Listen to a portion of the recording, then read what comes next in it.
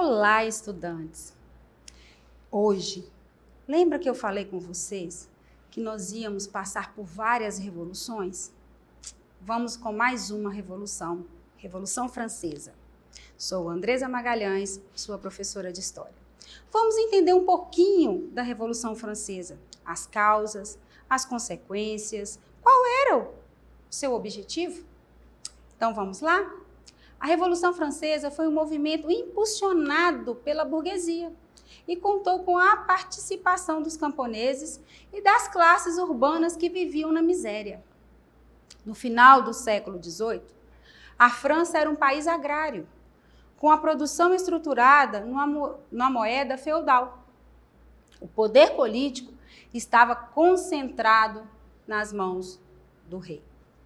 Por isso, a burguesia e a parte da nobreza, que era preciso para a burguesia e para a parte da nobreza, era preciso acabar com esse poder absolutista do rei. E representou um marco político e social para a história da França e toda a Europa. Vamos ver qual marco foi esse? A monarquia absolutista entrou em rápida decadência. Isso aconteceu devido à união do restante da população, burguesia e camponeses, que não concordava com a aristocracia, o modelo feudal e as lideranças religiosas, que pautavam os costumes políticos e econômicos da França. Grupos que lideraram a Revolução eram radicais e utilizavam de protestos e forças físicas para demonstrar a monarquia e conseguir o espaço que tanto almejavam. Então, essas disputas, estas guerras, eles queriam o seu espaço. Eles queriam ter direitos. Vamos descobrir quais direitos são esses? Na França, na época, passava por uma crise fiscal muito grande. E a população estava insatisfeita com o reinado de Luís XVI. Por isso, se reuniram em massa para aniquilar os antigos ideais e tradições da monarquia e da Igreja Católica. Esses ideais, eles queriam aniquilar. Para que isso acontecesse, tinha que surgir um liberalismo econômico. Vamos entender o que foi esse liberalismo econômico?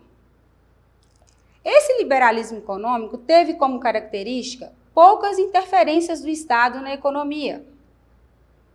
Também traz a defesa da propriedade privada. O que é meu, ninguém poderia tomar.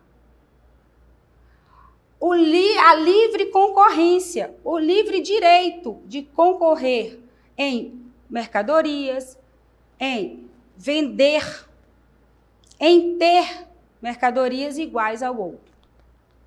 Lei da oferta e da procura. Ter esse direito de ofertar e de procurar qualquer objeto ou mercadoria necessária. O livre mercado. A liberdade individual. E a pouca interferência do Estado na economia. Então, vamos ver como esse liberalismo econômico foi vivenciado na Revolução Francesa? Os revolucionários pregavam o princípio da liberdade, igualdade e fraternidade. Se tornou um lema da Revolução Francesa. Olha bem, gente, que interessante esse lema. Eu acho que vocês sabem o que essa imagem representa. Olha que bacana.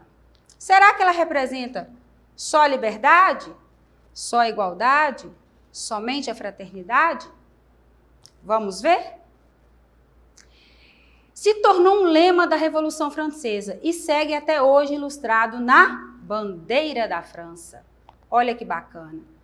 Este slogan funcionava como um grito de guerra e o protesto dos grupos radicais que buscavam um tipo de democracia liberal ou constitucional e o fim da opressão absolutista. tendo como objetivo um liberalismo econômico que eu citei na imagem anterior. Então, este grito de guerra é vivenciado até hoje, pois a bandeira da França, ela só não tem essas imagens afixadas dentro dela, mas as cores e o formato são os mesmos, como podemos observar, que buscavam um tipo de democracia liberal ou constitucional e o fim da opressão absolutista, tendo como objetivo um liberalismo econômico que foi citado na imagem anterior. Com esse processo revolucionário, a queda da Bastilha foi considerada um grande marco na época, pois simbolizou o início da queda do antigo regime e contribuiu para difundir o sentimento revolucionário, naquele momento, concentrado em Paris, para toda a França, tanto nas cidades menores como nos agrupamentos rurais. Este evento foi considerado pelos historiadores como o início da Revolução Francesa, um período da história da França marcado por grande agitação social e política. Vamos conhecer este período? Olha, essa sociedade na França no século XVIII, a pirâmide social é muito interessante. Vamos olhar porque ela vem em porcentagem. Ela tem 1%, 2% e 97%. Nós vamos agora entender quem representa cada porcentagem. E, neste período, era dividido por estados. Então, eu tinha o primeiro estado, segundo estado e terceiro estado. O primeiro estado, ele estava com 1%, bem no início da pirâmide, que era o estado do clero. Depois, logo em seguida, vinha a nobreza, com 2%, que era o segundo estado, classificado como a nobreza. E a base da pirâmide, com 97%, era o terceiro estado, composta pela burguesia, camponeses e sans-culottes. Tinha como obrigação o trabalho e a pagar os impostos. O primeiro estado, que é o clero, e o segundo, a nobreza, ele detinha de terras, cargos, privilégios, prestígio e uma isenção fiscal.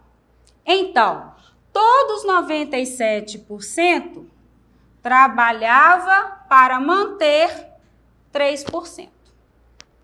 Então, será que a revolução foi para transformar este quadro social? Vamos lá? A crise que havia se instalado na França levou o rei Luís a convocar um conselho, conhecido como Estados Gerais. Este conselho consistia em reunir representantes das 3 classes sociais da França, para que fossem debatidas soluções para encarar a crise. Será como este conselho decidiu? A favor de quem? O conselho ele era formado 1% pelo clero, 2% pela nobreza e representantes da burguesia falando para o terceiro estado, que com 97%. Então, se formava um conselho, Assembleia dos Estados Gerais. E a formação era dessa seguinte forma que vocês podem ver na imagem. O terceiro estado, mais numeroso, como vocês perceberam, pressionava para que as votações das leis fossem individuais e não por estados. Como ele detinha o maior número, se fosse individual, ele ia alcançar o objetivo que era favorável ao terceiro estado. Mas o terceiro estado poderia passar, então, suas normas que favorecessem a ele. No entanto, o primeiro e o segundo estado recusaram esta proposta. E as votações continuaram a ser realizadas por estado. Desta forma, reunidos no Palácio de Versalhes, o terceiro estado e parte do primeiro estado, parte, fiquem atentos, parte, esta parte era o baixo clero. O alto clero continua no primeiro estado. O baixo clero se manifestou e se separaram da Assembleia. Em seguida, declararam-se os legítimos representantes da nação, formando a Assembleia Nacional Constituinte e jurando que ia permanecer reunidos até que ficasse pronta a Constituição. A partir disso, o terceiro estado rompeu com os Estados Gerais e proclamou a criação da Assembleia Nacional Constituinte e a criação de uma nova Constituição para o país. Esta movimentação foi seguida pela mobilização popular e pela formação de milícias liderada pelos próprios cidadãos parisienses, encorajada pela atuação da burguesia francesa e a insatisfação com a opressão do antigo regime. A população parisiense pegou em armas e promoveu ataques contra prédios governamentais. Na Assembleia Nacional Constituinte, na Revolução Francesa, dos dois aristocratas só dois aristocratas propuseram uma modificação. A retirada de todos os direitos e privilégios de pessoas e comunidades ligadas à imunidade de províncias e municípios, além do fim dos direitos feudais. Grupos políticos que atuavam e disputavam espaços políticos representavam camadas sociais e interesses distintos, exemplificados como girondinos, jacobinos, planícies ou pântano. Vamos conhecer melhor cada um deles. Eram partidos da esquerda e da direita. Os da esquerda são os jacobinos, classe média baixa e proletariados. O da direita são os girondinos, a burguesia, profissionais liberais, a classe média. E a planície ou pântano ficava com a alta burguesia. Vamos saber o significado de cada uma dessas forças políticas? Os girondinos, eles representavam uma alta burguesia, como eu falei, defendiam posições moderadas. Garantir sua riqueza econômica era o seu objetivo. Os jacobinos representavam a pequena e média burguesia e o proletariado, como mostrei na imagem anterior. Defendiam posições radicais em benefício dos oprimidos. A planície ou pântano representava a alta burguesia. Não tinha posição política a ser defendida. Acompanhava quem ganhasse. União entre girondinos e outros grupos da planície. Então, ele se unia e se manifestava onde um dos grupos que ganhasse. Ok? Vamos lá. Para entender essa revolução e ficar gravadinho para vocês, estudantes, vamos dar uma olhadinha neste mapa mental. Eu gosto de colocar porque a gente faz uma conclusão. A gente encerra um conteúdo lembrando dos pontos principais. Vamos começar? Então, falamos hoje sobre Revolução Francesa. A Revolução Francesa, ela se deu através de uma crise econômica, guerras, cortes, fome, o desequilíbrio de uma economia, de uma população. Teve influência, muita influência, pelo aquele conhecido nosso, o iluminista. A liberdade, a igualdade é o que movia esta revolução. Tem também os Estados Gerais. Qual que é a parcela dos Estados Gerais? O que ele ajudou? Vamos ver?